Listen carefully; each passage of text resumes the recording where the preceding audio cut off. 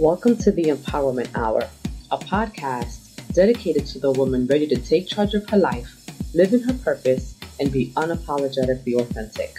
I am your host, Nancy Ruffin, award-winning author, mommypreneur, and the self-proclaimed Latina Oprah who is dedicated to helping women unleash their power, discover their purpose, and live up to their fullest potential.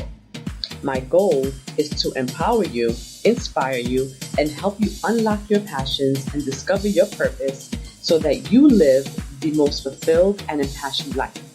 If you're ready to make a change and start living on purpose, then you're in the right place. Let's get started. Hey guys, welcome back to another episode of the Empowerment Hour podcast. I am your host, Nancy Ruffin, and I have to tell you guys that this week has been an incredibly phenomenal week for me. So many amazing things are happening. A lot of the things that I put on my vision board this year are starting to manifest. And one of the biggest, announcements that I have to make this week is that this podcast, The Empowerment Hour, has recently been nominated for a Tecla Award in this year's Hispanicize event happening down in Miami, April 17th through April 19th. Now, if you're not familiar with Hispanicize, it is the largest conference for Latino newsmakers, journalists, content creators in the country. So this podcast was nominated for Best Content Creator in the podcast category. And I am over the moon happy. And so I guess before I kind of get all up into my feelings, I actually just want to thank all of you who tune in every single week and share your love for the show with me, share your feedback, your insights, and for those of you who actually believe in this podcast so much that you took the time out to nominate me. And so it's because of you all that I am and that this podcast is a finalist this year for those awards. And I have to tell you guys that I am up against some really tough competition. And one of my favorite people and one of my other favorite podcasts that I listen to, which is the Donde podcast, hosted by Sarah Vega, we're competing against each other. And that's a bit exciting. One, because I love her. I think that she's phenomenal. And I think that she does create great content. Like, her podcast is the bomb. And it's one that I listen to regularly. So the fact that the caliber of podcasts that I'm competing against is so high makes this even more exciting, right? Because should I win, that means I'm beating out some really tough competition. And I'm also nominated with Juan Bago and I think it's Rachel La Loca, who is his co-host on there. And I would have to admit that I've never really listened to their podcast, but theirs is, I think, Latinos Out Loud. So congratulations to them. And then the other nominee, I believe, is two young ladies, and I think that their podcast is called Morado Lens. Not really sure, and I hope that I'm not butchering the name. But what was really exciting is that 3 of the nominees are women, right? So we are dominating this category, and it just goes to show how important our voices are in this day and age. And so for those of you women out there who doubt your power, who doubt the importance of really being out there and letting your voice be heard, people want to hear it. And they are listening to us, and they respect us, and they want more of what we have to say. So I'm just super, super excited.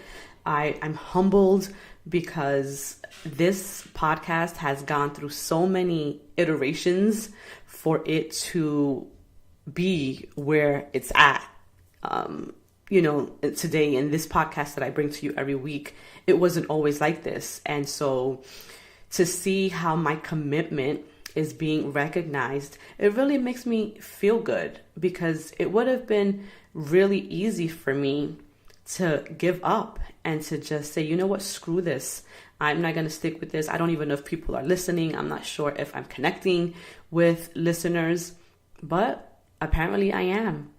And so I'm really glad that I stuck with it. I'm glad that you all dig it enough to nominate me for this award. And I promise that I am committed to bringing you more of the content that you have come to expect from me here at the Empowerment Hour podcast.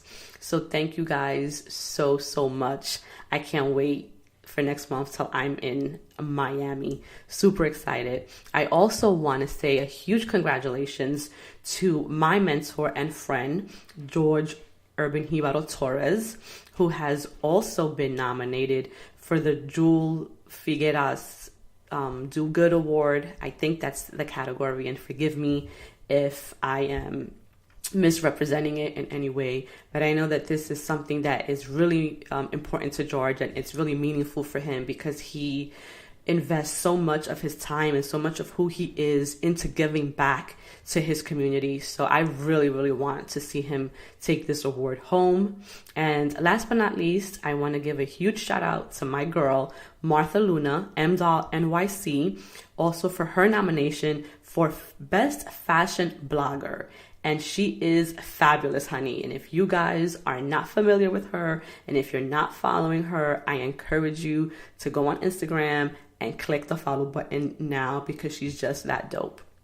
So enough of that. I just thank you. Thank you for nominating me. Thank you for recognizing this work. But I also want to talk really quickly about the workshop that I held yesterday. If you've been following me on my social platforms, then you're aware that I had a teen girls workshop yesterday in Washington Heights, and I partnered with Angie Abreu, aka Angie's Got It on Instagram, and her Lean to Love organization to bring a day of self-love and empowerment to girls from the ages 12 through 18 years of age. And I will tell you that this workshop was nothing short of amazing. And I really want to thank Alicia La Santera, Alicia Annabel Soto, who came through and really helped guide these young girls through a self-love letter writing process. And after that exercise was over, and a few of the young women shared their letters with us, it was so powerful. And it was powerful not only because it allowed them to get their voices out there and allowed them to be heard, but what it also did was that it showed all of the other young girls in attendance that they are not alone, right? Because our teen years, they're so difficult. When you're a teenager, there's so many things happening.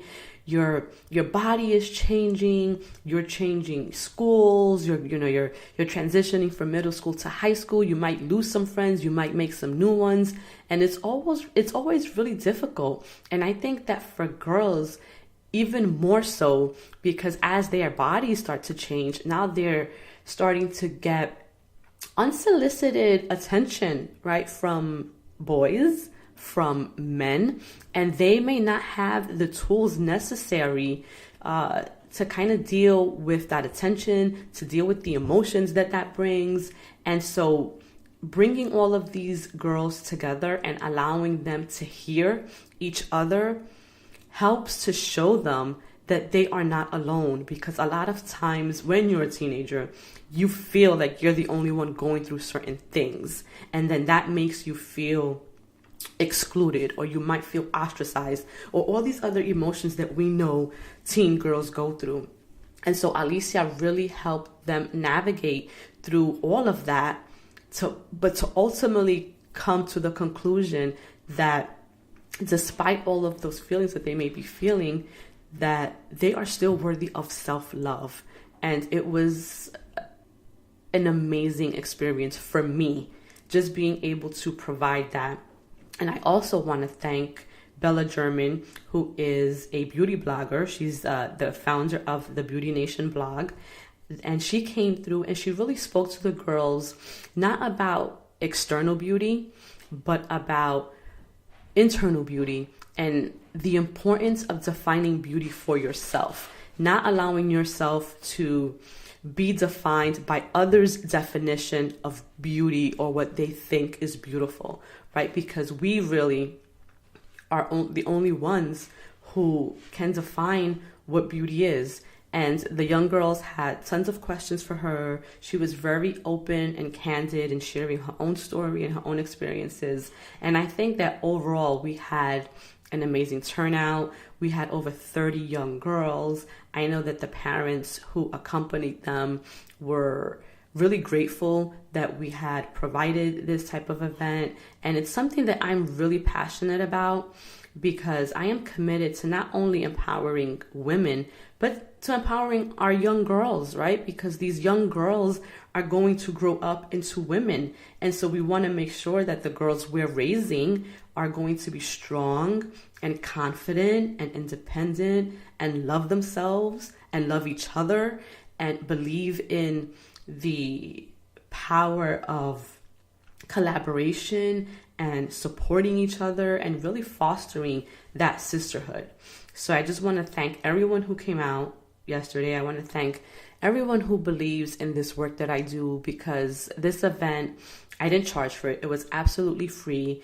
And we had so many amazing sponsors that without them, it would have been really costly for me to put this event together. But because of their generous donations, we were able to buy all of the supplies and the materials and really give these young women a phenomenal day of self-love and empowerment.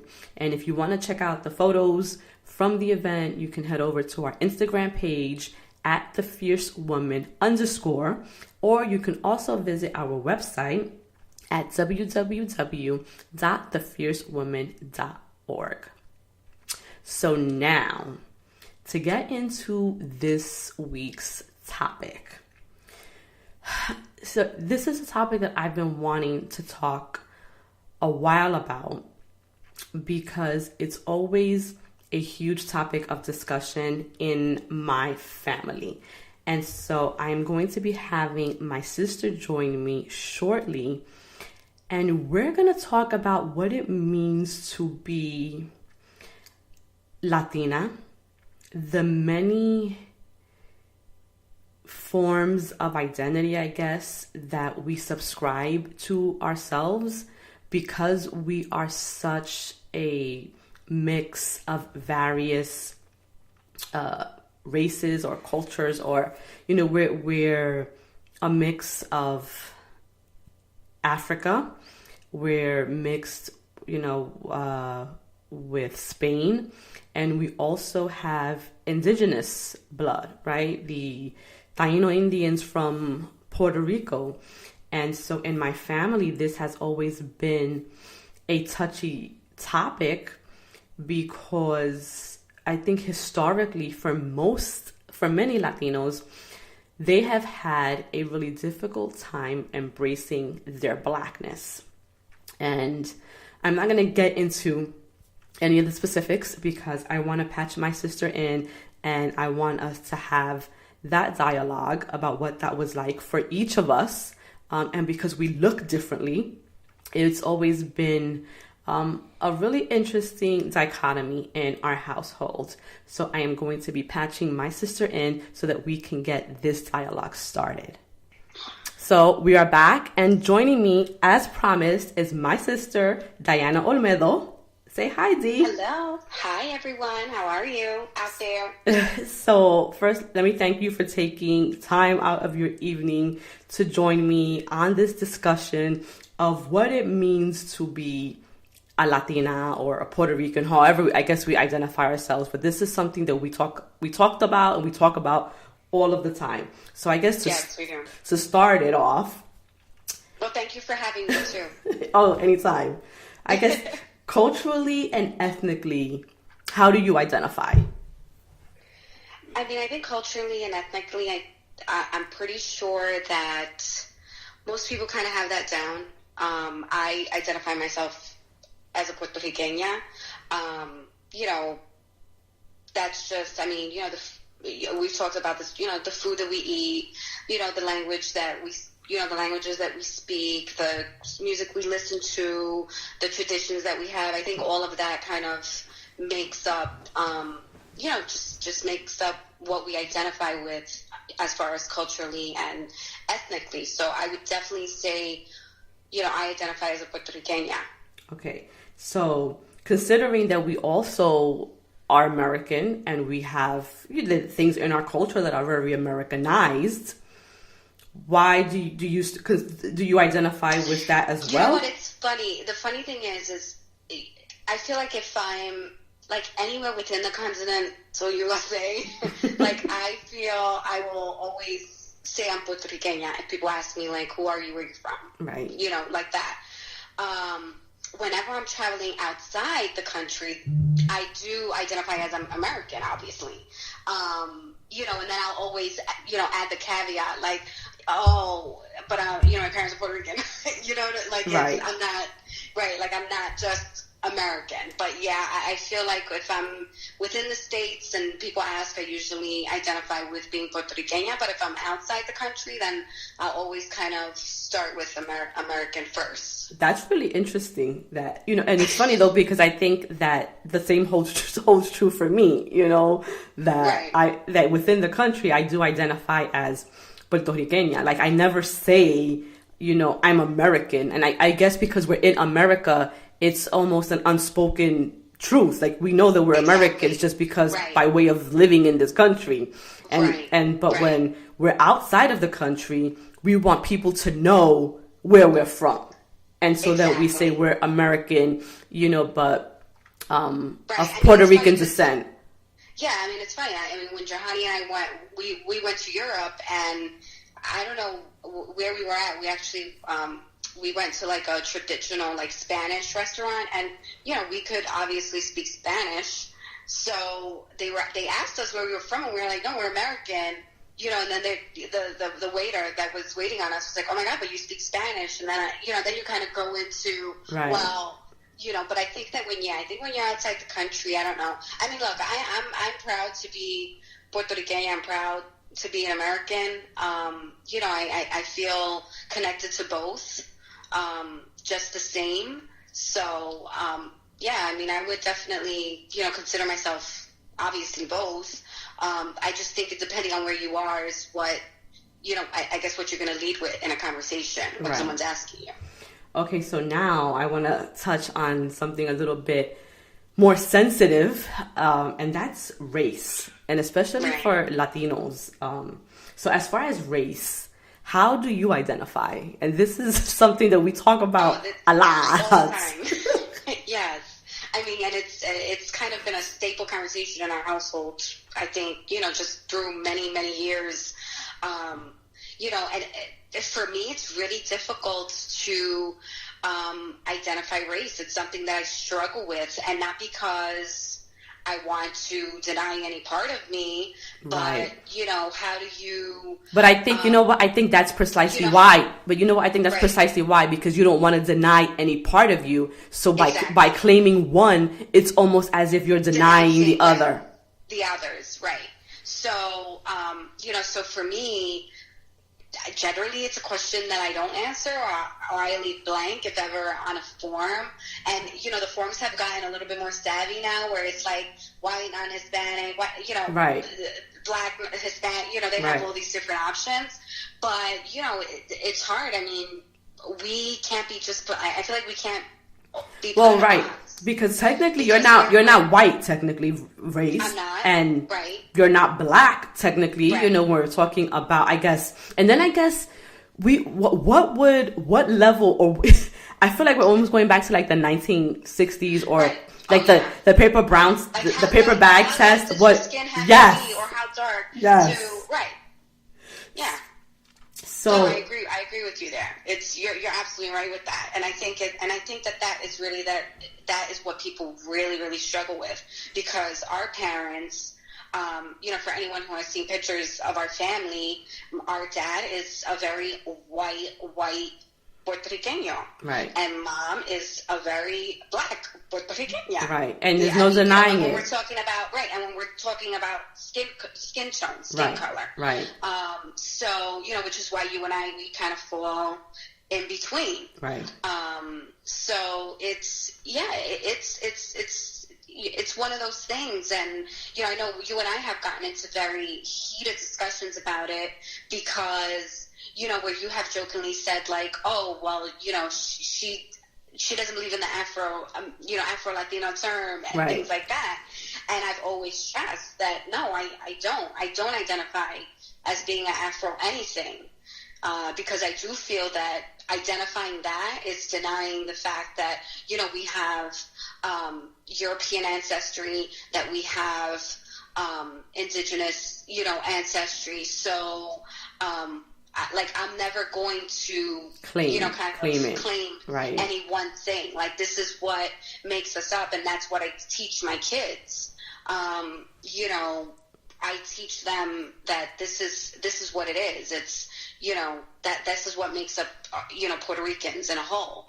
So which is really interesting because we did the ancestry DNA. And it was nice to kind of get back some results and to to get the confirmation of to see what you are, right? Exactly. And so I kind of want to talk a little bit about what it was like for us growing up, because we grew up in a predominantly Puerto Rican neighborhood. Like, that's all we were ever around, and so.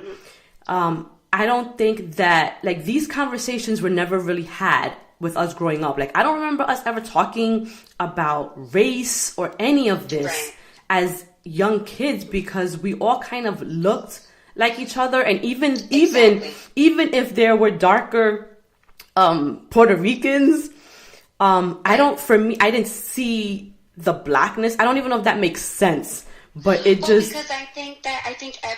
I think we all grew up. We defined each other by the culture and not so much by what we looked like physically. Is that, would you say that that's a correct assessment? Definitely. Because, we grew up, like you said, in a predominantly, Puerto Rican Jewish neighborhood. Right, so yes. And they, we always, everybody, even if they didn't look the same, but you had a cousin. There's always that, we had our very fair skin cousins. We had our very dark skin cousins. We had the ones in the middle. We had cousins with light eyes. We had, whatever. So it was always relatable. Everybody was relatable to each other. So there wasn't that, I think, colorism that we grew up with. It was, culturally, you had the Jews, you had the blacks, you had, the Puerto Ricans, the Dominicans, like that was how you separated, So can you pinpoint exactly when you became aware of this race thing within our culture? Can you pinpoint that? Because I know you took a Puerto Rican history class, so was it before that? Was it after that? You know what? Are you asking as far as the race thing and kind of figuring out where Puerto Ricans fell within that? Yes. Yeah, I would probably, as crazy as that may sound, I probably really started learning about it when I fell into that Puerto Rican studies class when I was in college. You're probably right. It probably wasn't something that I thought about prior to that. But do you remember? Go ahead. I'm sorry. No. I always kind of knew. Maybe it was before then because I always knew that. Maybe Daddy. I don't know. Yeah, I think so. Would say, right? I feel like I did know somewhat. Maybe not into the depths of really understanding how it all came about and it all happened, but kind of knowing that Puerto Ricans were made up of different races and people coming from different places. Well, the reason why I ask this is because I remember, and I probably will trace this back to when we lived in Queens, the first time we had the discussion like about race as far as it applied to Latinos, because mommy was really adamant about not being black. Right. Like she was like offended that anyone would dare to call her black because she says she's not black. She's Puerto Rican. Right. But clearly, I mean, when you look at her, she's black, right? There's no denying her blackness. And I think a part of that, though, comes from the fact that in this country, historically, black has been a term that has been assigned to African Americans almost like exclusively. So if anyone else calls themselves black, it seems to be synonymous with African American, which is not true at all. Right. And I think that she, I mean, I don't know if it's through conversation with us, but I know she has come to terms with that. Right. She understands now. Now she understands. Right. Now she understands. I think that she, you know, again, she I don't think she ever denied the fact that she's black. I mean, come on, she just has to look in the mirror. But I think that because in her mind, she correlated black with African American, you know, as well. So, you know, for her, she's like, no, we're not African American. So, so I do think that that's where that came from. Well, you know, interestingly enough, African Americans in this country also think that the word black applies only to them. That if anybody else dares to call themselves black, that is like, how dare you, because you're not African American. I don't think all, but I think many. You know, no, not all. I mean, it's not all, but there's a good number of African Americans who believe that the term black is only solely for them, not realizing that those slave ships, they made different stops. Like, it didn't come straight to, you know, America. They made stops all along the Caribbean, all down South America, like all over the world. And so there's blacks everywhere. And we know this. There's black Cubans, there's black Venezolanos, black Mexicanos, you know, Belize. There's blacks everywhere in, you know, in this world. And so I think that we're at the point in history, and I think that we all are responsible for dismantling a lot of these myths that apply to race and how we identify with one or the other, and the need to even identify with race at all. Right. Well, I think that that's really the point that we're getting to. I mean, I think that we're getting to a point where, you know, like there's so much mixing, and, you know, no one's just one thing anymore. Right. You know, I think that no one really, you know, so many people are just, you know, you're with who you're with, and that's it. Then you have kids, and they're mixed, and, you know, all of that. So, so I mean, I do think that the whole race thing at some point, it's just going to be an afterthought. And frankly, I mean, in my opinion, it should be, because the whole race thing is the cause of so many of the awful things that have happened in history. That division and being one thing or not being another, and the idea of superiority that is assigned or has been historically assigned to one race over the other. And I think that, I mean, through a lot of dialogue that you and I have had, I think you've changed a little bit in how you see things, right? Well, I would hope so, right? Because the more you grow, the more experiences you have, the more you read and you learn, you would hope that at some point you're growing and that your opinions on certain things are changing based on new information that you're getting. Right. And so, and you're absolutely right. I think that for a really long time, and this is so interesting because for me, I identify more with the blackness of our heritage than I do with the European part or the indigenous parts of our heritage.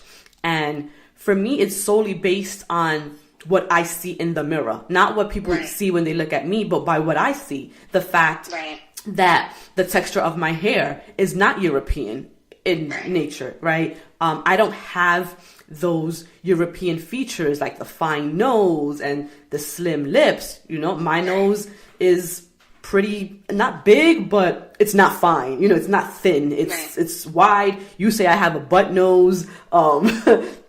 My lips are big, you know, so I don't have those European features, although I have European heritage and ancestry. Right. Where you, though, I think you identify more maybe with the European part, but because you have more of the European look, right? Your hair and the texture is more European. Your features are very fine. You have the slim nose, you know, the high cheekbones, and it's weird because as different as we are and as different as we look in appearance, there have been people that look at us and be like, wow, you guys look exactly alike. Right. And then there's others that say, I've never seen it either. But there's people that have said it to us that we look a lot alike. Then there's others that say we look nothing alike, you know. Right. Well, that's the thing, and you know, and that's the thing. I really don't identify more with anyone. I mean, to be quite honest, most people think I'm Middle Eastern. I mean, that's, you know, I get that more than I get anything else. So, you know, so I just, like I said, I don't deny any part of me, and I don't give more to any specific part. Right. You know, I feel that it's all equal, which it really isn't, and we're going to talk about that. Yes, we are. Next week, which is going to be really interesting, and talking about my Ancestry.com DNA results.